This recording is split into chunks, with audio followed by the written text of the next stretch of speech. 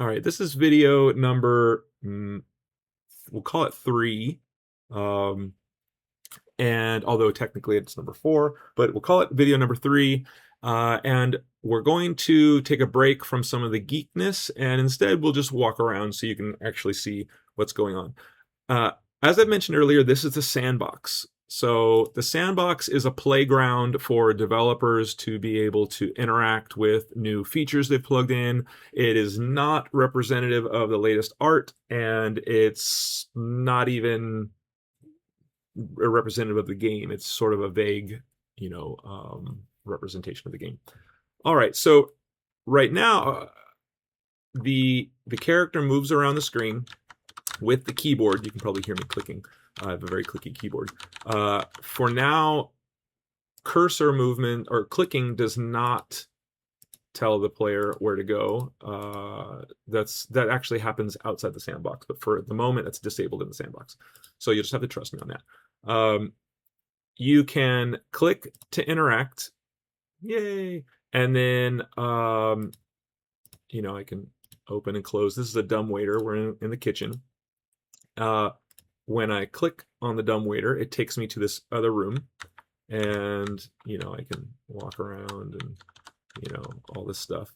And an interesting idea that we really liked was even though this game is 2D, it's actually 3D, and you can bump into, I'm using physics here, collision detection, to bump into this wall. Let me see if I can just show you. Didn't I say I was going to not geek? I did, I think, but forgive me. So we have a boundary here. This boundary is a 2D projection within a 3D space. I'll show you how that works later. But for now, this is not being geeky. So she collides with this boundary, and this pillar, this column, is Z positioned in the center of the screen so that she can walk around, and it gives this illusion of 3D-ness. Yeah, so, oops, I need a pan like that. There we go. Yeah, so, all right. Now the next thing is, what else can we talk about? We click on the dumbwaiter and we go back through. Notice how the dumbwaiter is open. Now, if I close the dumbwaiter, so we actually have persisted state across the game. So we walk in here and we see the dumbwaiter's closed. The two are linked. So if I open it now, click, and then I go back, remember it was closed. Oops.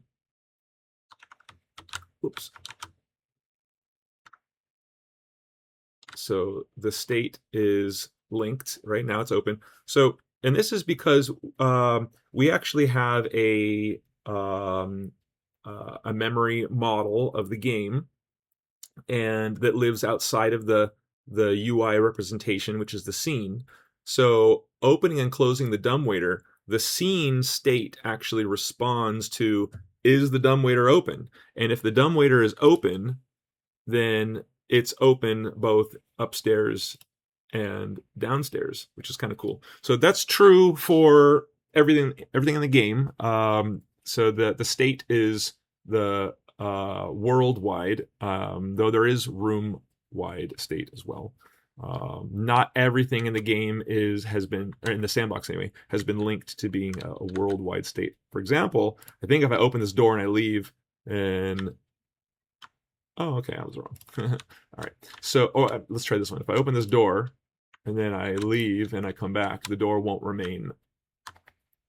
I'm a liar now. All right, let's try another one. How about the animation? All right, come on. Click it. Yep. Okay. Third time's the charm, right? Don't make a liar out of me.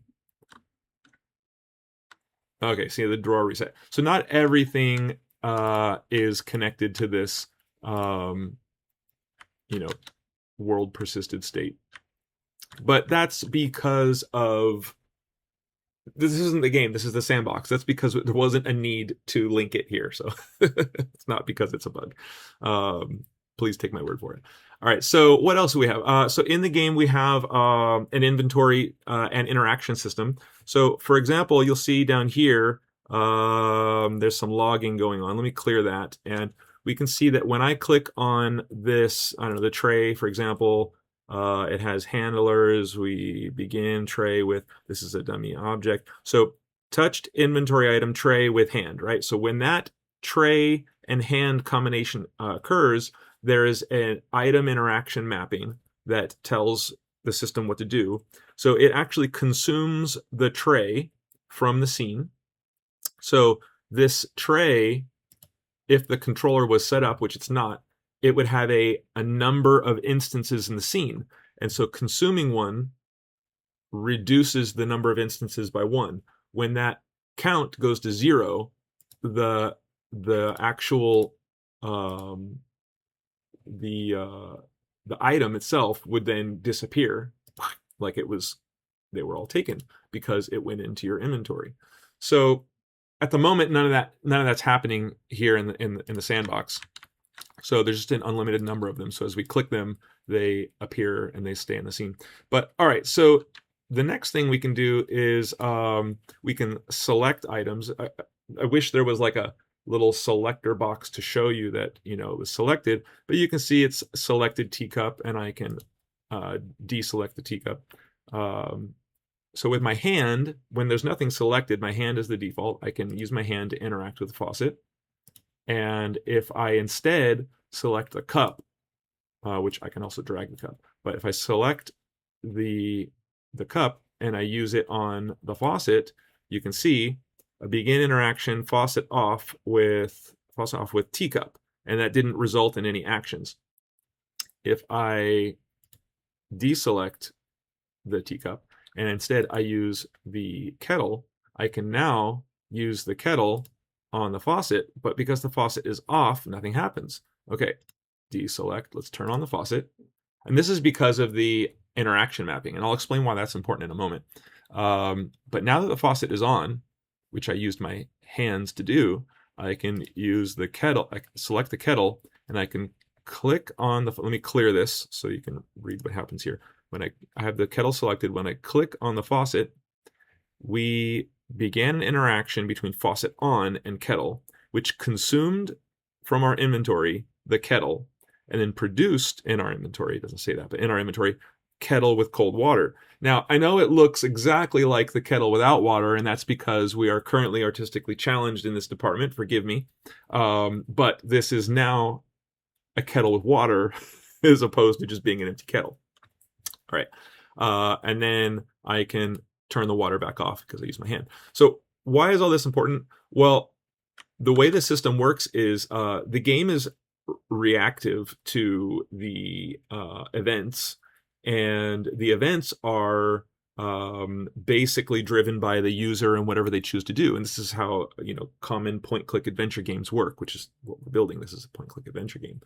So in other words, a combination of these events either results in some further action or it doesn't. And so in code, which I'm not going to show you because this is a no coding demo. I mean, there's plenty of code, but we're not going over code in the demo. So in the code, there's this nice, cool mapping of all the things that if this interacts with this, the default action, if there is no relationship, the default action is a no-op. But when there is an interaction between a particular item, for example, I can try to, let's go interact with the faucet again. If I try to drag the tray, nothing happens, and that's because there's no interaction. But I can now produce a lot of complexity to the game just by quickly associating various items together to consume or produce another item. And this is the basis for a lot of puzzles. You have to pick this item up, you have to use this item on this thing, you have to do it in the right order. So it's great because now a lot of the game, especially the aspects of the game that are find this item, like an Easter egg hunt, find this item and use it on this item, which the story will leave clues and drive the user to do this. It'll be much more interesting than it looks now. But a lot of this game mechanic is driven from placing items and, some combination of interaction between items. And those interactions can do anything from like, revealing some hidden thing, or producing a new item that then lends to the next item interaction. So yeah, we get a lot of game mechanic. We get a lot of ability to design puzzles and gameage through simple English, non-code relationship of item interactions. It's really great. I mean, it's actually something I'm really proud of. And we've used it heavily in our game. Though, of course, there has to be a lot of other game mechanics as well, or else the game would just be boring because it'd be the same old thing everywhere. So, we also have mini games, which are, can be anything from like, checkers or, the button mash or whatever you like. Those are not featured in the sandbox. Sorry. But yeah, so there's a lot here. I think with regard to this game, I did say I was going to not geek. I've already blown that. So let's just let's just walk around a little bit. So this over here is the living room.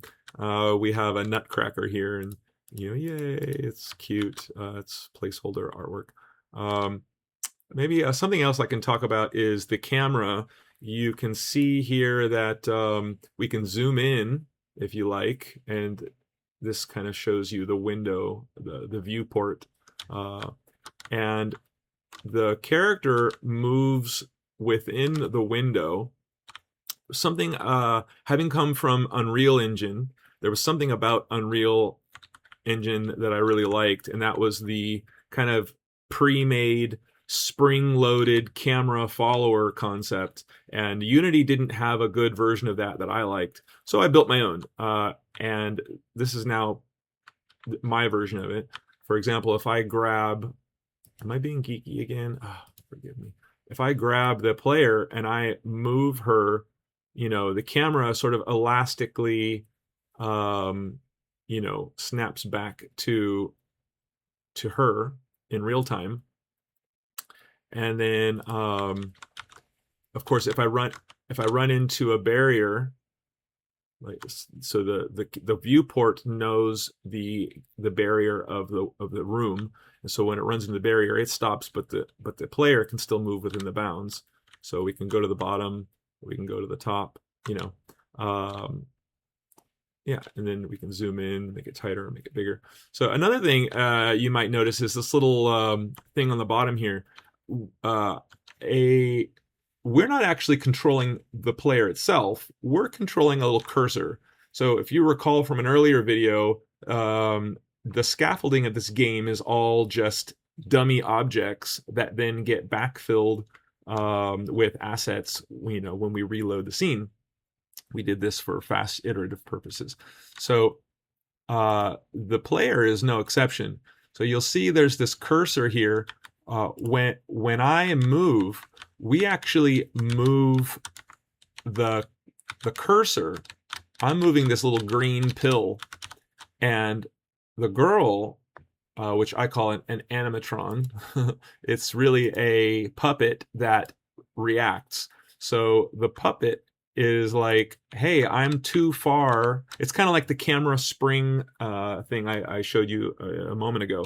When the character is too far from the cursor, it naturally, as sort of a spring effect up to its maximum velocity, it tries to walk towards the what am I trying to say? It tries to walk towards the pill. So why did we do this? Well, collision detection. So if I think you can't see it in this, oops, you can't see it in this version because we don't have click to walk turned on. But if you'll see this green, if you look in the debug window, you'll see this green arrow that appears, and that's the projection of where the cursor is to where it needs to go. So if I select the player, right, and you can see a little green pill. I don't know, can you see the green pill? Maybe I should zoom in. Um, yeah, I think you can see it. So you see this little green pill. When I click something over here, but not in the player window. When I click something over here, you'll see the pill. The pill wants to move to that green direction, the vector that we've created here. That's the destination. So the pill actually moves ahead of the player, and this is great because it allows us to do a sort of an advanced collision detection. It's a look ahead system.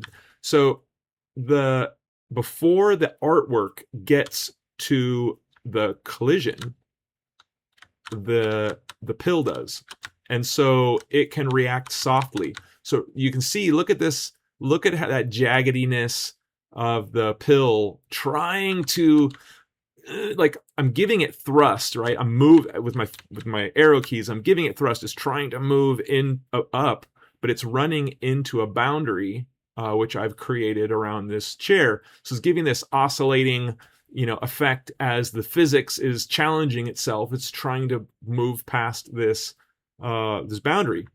That's because the thrust is pulling at some timing interval as it's trying to, get past the boundary. But at that pulling interval, the physics is saying, no, no, no. But between those pulling intervals, it's kind of saying, do what you like, do what you like, do what you like. So we get this oscillation. The problem with that is if we moved the character, we would see the artwork just jitter, and it's ugly. So by moving the cursor instead, it sort of insulates the artwork from that oscillation, and it's really nice. I've never worked on another game, so I don't know if this is if I just sort of came up with the standard procedure or if this is something new, but it's something I'm proud of. It was a neat trick to solve that jittery problem. Now you'll also notice there's a track running around. So I mentioned earlier that there's no click to walk, and that's because what's work in progress right now. It's disabled right now because we're working on this click to walk but obey the whatever the spline, the pathfinding. So I'm actually working on pathfinding. I want to be able to click here, and I want her to be able to walk around the obstacles rather than just bump into them. And so the tricky way that I know the standard procedure is to use the Dijkstra star pathfinding implementation, but I found that to be overkill and also not even really that great for our case, because we had so many intricate objects placed around the scene that, the character might clip one funny and get, a little not stuck, but not ideal. So instead, the agreement with the creative side was to make sure we had a walkable path between all of the entities, right? And we would create a general guideline about where they could walk. So these splines here, actually, this video has gone on long enough. I'm going to talk about this in the next video. So tune in for the next video.